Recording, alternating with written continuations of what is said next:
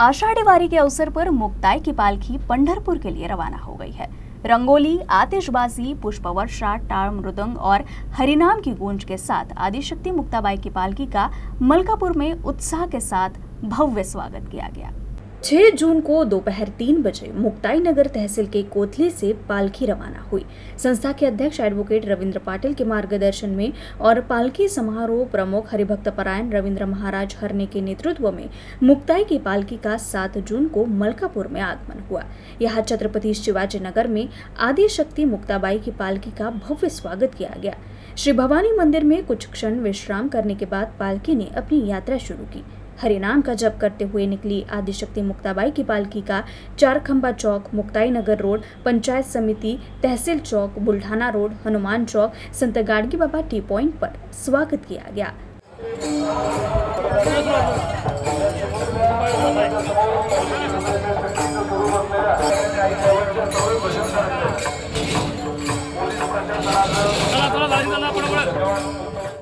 मी advocate Ravindra Patil, अध्यक्ष श्री संत मुक्ताबाई संस्थान मुक्ताईनगर। काल 6 जून रोजी दुपारी 3 वाजता आदिशक्ती मुक्ताईचं प्रस्थान झालं।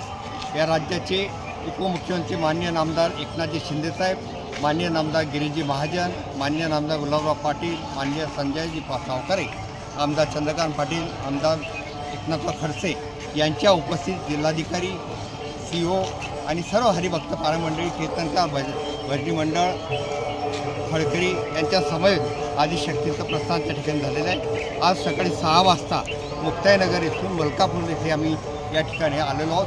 मुक्ताई मलकापूरला या ठिकाणी मुक्कामाची व्यवस्था अतिशय चांगली केलेली आहे। वाटेत रस्त्याने लागणारे जे गाव आहेत त्या ठिकाणी चांगल्या पद्धतीने सर्व गावकऱ्यांनी आदिशक्ती मुक्ताईचं स्वागत केलं।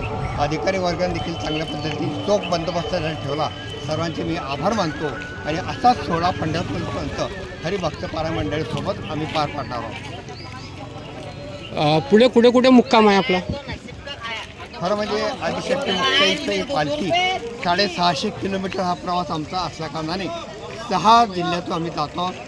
जवळपास 27 दिवस 650 किलोमीटर हा प्रवास असल्याकारणाने चांगल्या पद्धतीने नियोजन संस्थांतर्फे सरकारतर्फे करण्यात आलं आहे।